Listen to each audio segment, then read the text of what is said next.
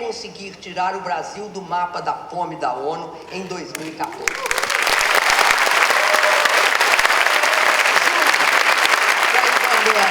E a China, nós fomos um dos 3 países que saíram do mapa da fome da ONU.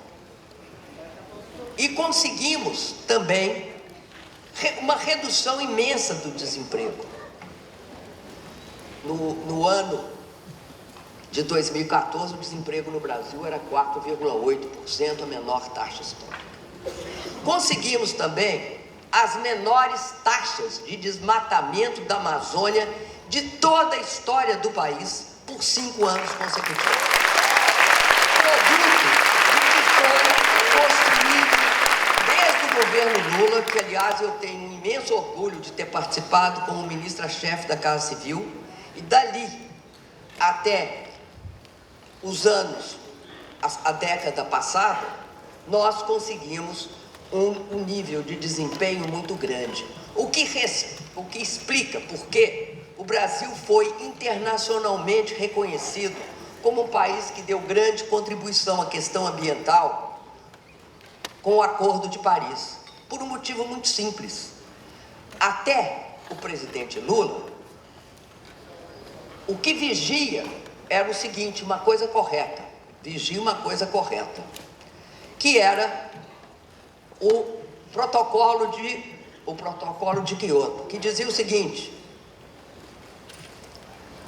responsabilidades com o meio ambiente e principalmente com a emissão de gases de efeito estufa são comuns a todos os países, porém diferenciadas, uma vez que os países centrais, os que primeiro se industrializaram há 2 séculos atrás, ou 3 séculos, eles têm maiores responsabilidades. Então, eram responsabilidades comuns, porém diferenciadas.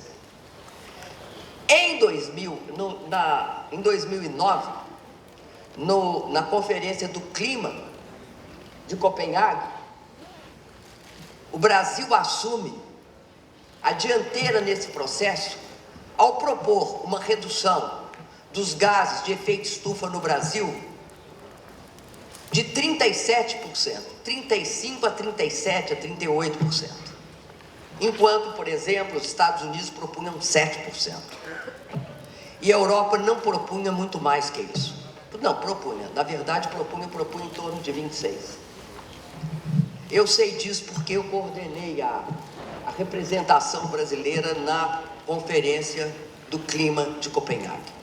E nesse momento, nós rompemos para o Brasil com as responsabilidades comuns, porém diferenciadas. Nós mostramos que um país como o Brasil podia, pela sua matriz energética, pelo fato de usar etanol na gasolina e biodiesel no diesel, e além disso combater o desmatamento da Amazônia, podia, sem sombra de dúvida, ter um compromisso maior na redução dos efeitos climáticos. Então eu destaco isso pela importância que teve o governo do presidente Lula ao tomar essa definição. Posteriormente, no meu governo, nós chegamos ao mais baixo índice de desmatamento. Eu destaco porque considero isso fundamental.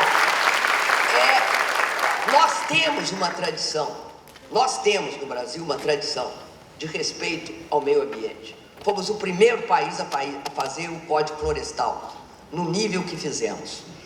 E isso é algo muito importante nesse momento em que cada vez mais será premente a transição, para um modelo de desenvolvimento sustentável baseado, na emissão zero de carbono, que atualmente está ficando um pouco mais distante. Eu vou chegar a isso depois. E eu queria dizer que, junto com termos tirado da pobreza 36 milhões de brasileiros, da pobreza extrema, da miséria, e elevado 42 milhões às classes médias, eu acho que fizemos algo que é fundamental. Nós achávamos que o Brasil não podia voltar a ser uma grande fazenda como voltou hoje.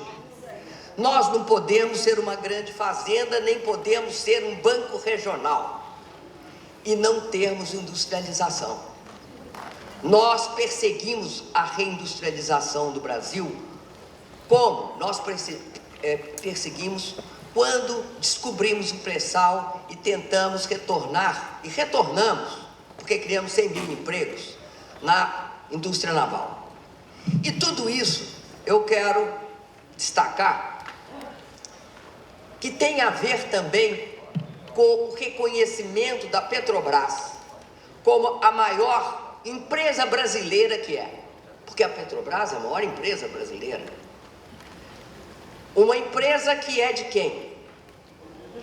O controle da Petrobras é do povo brasileiro. E o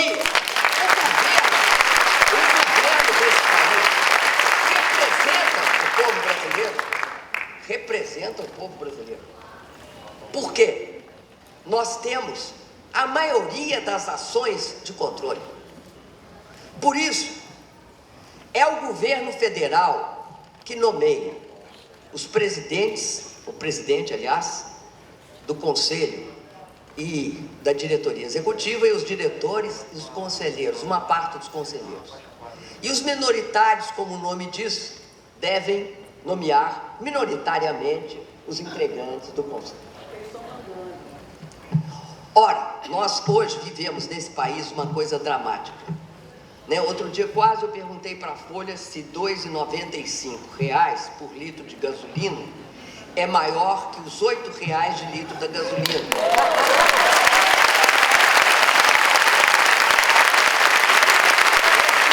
Vocês sabem disso?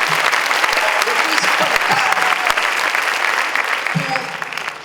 por não atrelar o preço do petróleo nacional aos preços internacionais.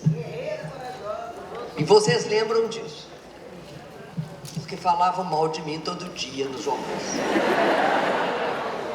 Bom, mas eu estou lembrando disso por um motivo muito simples. Porque cada vez mais essa questão do petróleo, a questão dos combustíveis, vai estar na ordem do dia a partir dos últimos eventos que aconteceram no mundo. Não haverá substituto fácil para o petróleo russo. O GLP não é substituto. Por quê? Pelo método de produção, que é fracking, e também pelo fato de ser muito mais caro. Se o petróleo chegar a 180 ou 250, como alguns dizem que chegará até o final do ano, o GLP chegará mais do que isso, porque o custo de produção é maior. Então, como impera a lei do mercado, ele será maior. Bom, eu quero então chegar na América Latina. Eu não vou ficar dizendo aqui para vocês, que vocês sabem, tudo que nós fizemos na área da educação, na área social, na área do Minha Casa Minha Vida, sempre focado nos mais pobres, e também todas as políticas que fizemos em relação às classes médias desse país, aos pequenos e microempresários, e aos médios também, e até ao grande agronegócio. Mas eu quero dizer hoje que nós vivemos num momento muito especial, da importância dessa proposta do Grupo de Puebla por um modelo solidário de desenvolvimento, brilhantemente expostos aqui pelo nosso querido Ernesto Samper. Eu vou tentar dizer que nós enfrentamos consequências muito complexas a partir dos eventos que ocorreram na Europa com a invasão da Ucrânia pela Rússia e, ao mesmo tempo, com as sanções à Rússia feita pelos Estados Unidos e a Europa. Esses eventos, não sou eu que estou falando somente, nem tampouco nenhuma órgão de esquerda. Quem está avaliando as consequências desses eventos, é só a gente procurar um jornal como o Financial Times, você vai ver que quem está dizendo que há um absoluto risco. Ele chega a dizer que não é absoluto risco. Há um processo de desglobalização em curso.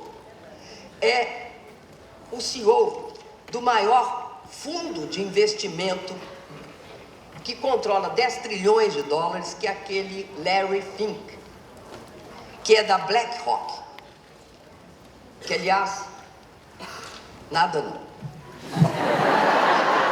Não, é que eu lembro dele em relação às ações da Petrobras, só isso.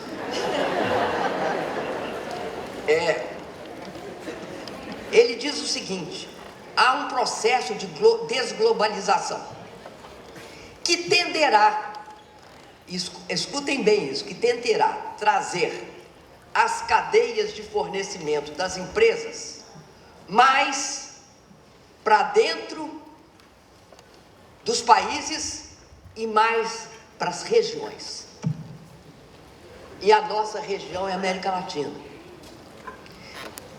Mário, ele cita até o Brasil e a Rússia. Ele a cita por causa da Rússia, o Brasil e o México, como sendo os receptadores aqui na América Latina da cadeia de fornecedores. Mas eu não dou a menor importância ao que ele cita, porque eu acho que nos interessa é a nossa visão, a visão da América Latina sobre isso. A América Latina hoje tem quase 1 bilhão de consumidores. Nós não somos um continente qualquer, nós temos algumas vantagens. Nós temos, primeiro, quase 1 bilhão de consumidores. Nós não somos um mercado